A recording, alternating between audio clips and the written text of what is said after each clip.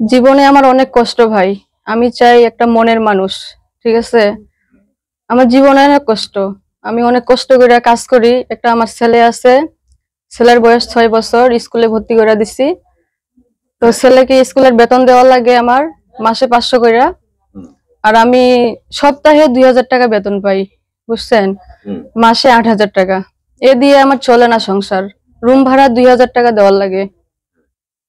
তো আমার অনেক কষ্ট হয়ে যায়। নিজে একটু ভালো মতো কাপড় চোপড় নিতে পারি না।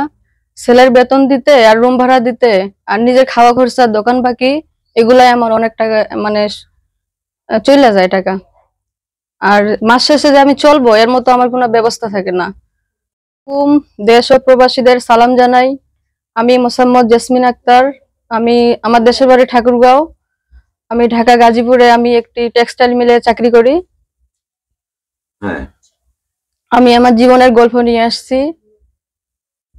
আচ্ছা, তো আসলে আপনার জীবনের গল্পগুলো আমরা শুনতে চাই, একটু বলেন। আচ্ছা, তো আসলে আপনি কি করেন বললেন? আমি টেক্সটাইল মিলে চাকরি করি। কত টাকা বেতন? আমার এটা বেতন না, সপ্তাহে ২০০০ টাকা, মানে সাপ্তাহিক বেতন। মানে মাসে ৮০০০ টাকা? জি। তো সেই ৮০০০ টাকা দিয়ে হয় না? না। আপনি তো এর আগে প্রতিবেদন করেছেন, তো সেরকম কোনো সাহায্য সহযোগিতা পান নাই? মিথ্যা কথা বলবো না, পাইছি মোটামুটি, বেশি অঙ্কের পাই নাই। তো ভাই আমার অনেক কষ্ট, বুঝছেন তো। মানুষের সাথে কথা বলি, কিন্তু মানুষ প্রবাসী ভাই কিংবা বাংলাদেশি ভাই যে হোক বলে যে আগে কথা বলেন, তারপরে সহযোগিতা করব। তো কথা বলি, কথা বলার পরে নিজের টাকা দিয়ে এমবি ভরাই আমি কথা বলি, কিন্তু উনারা আমার সঙ্গে ২ নাম্বারই করে। বলে যে হ্যাঁ আপু আপনি কথা বলেন।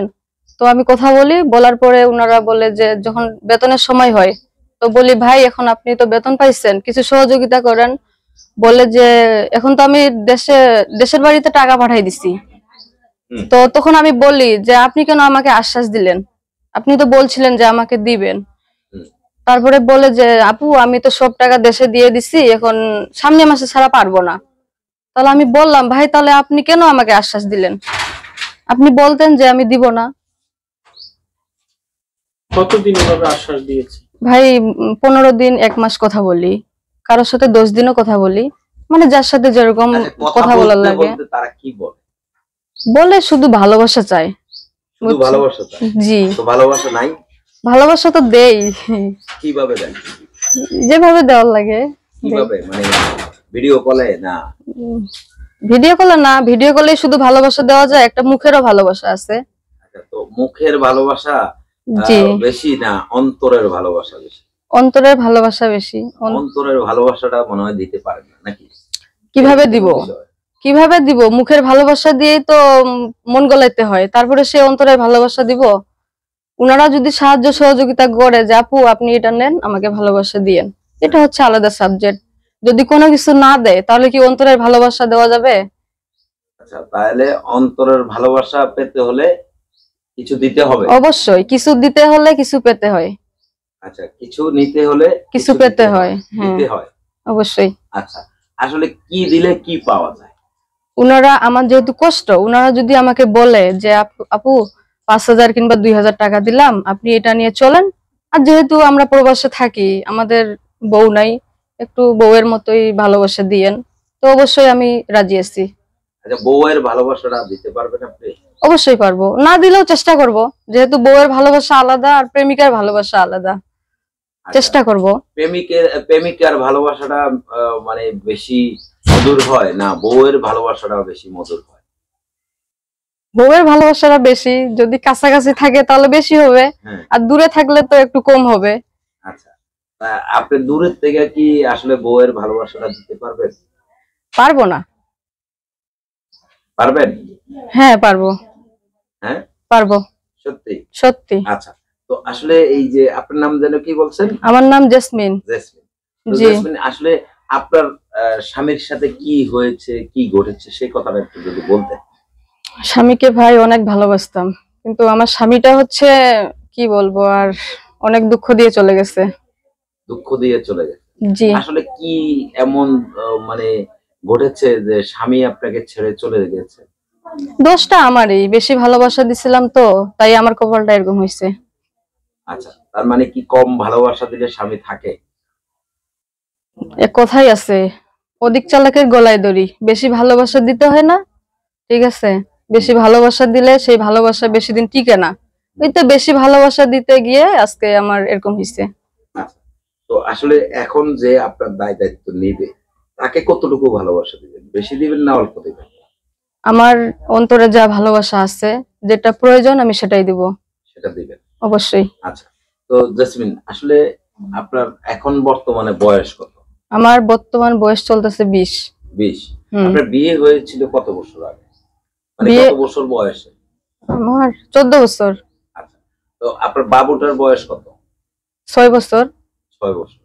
তাহলে তো এখন 20 চলে। জি। তো এখন আপনি যে নতুন করে কি সাহায্য সহযোগিতার জন্য আসছেন না বিয়ে শাদী বসতে আসছেন?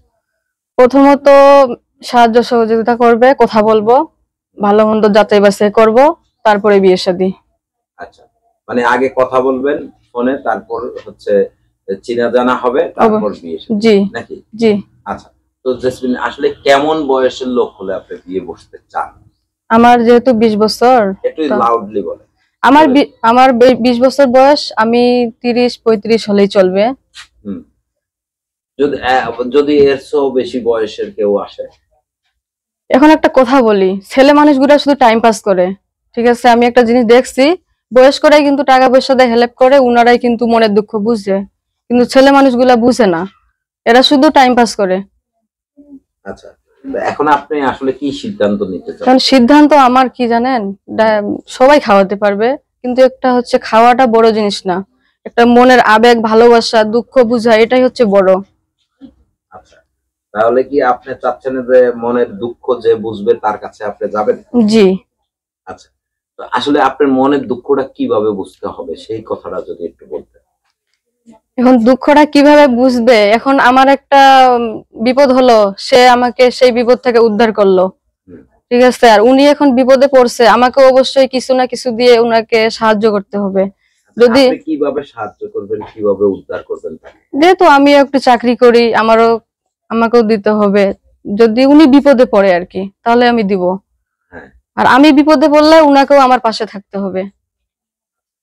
তো আসলে উনি যে মানে আপনার পাশে থাকবে, জি। হ্যাঁ, তো কিভাবে থাকবে আপনার পাশে? কিভাবে থাকবে, এখন কথা বলতে বলতেই যদি সম্পর্ক হয়, তাহলে তো আমার পাশে থাকতে হবে না? আচ্ছা, তো দর্শক আপনারা যারা আছেন, শুনলেন আমরা জেসমিনকে অনেকভাবে প্রশ্ন করেছি, অনেক কিছুই জানতে চেয়েছি। তো যাই হোক, জানা হলো, বোঝা হলো, তো আপনারাও জানলেন।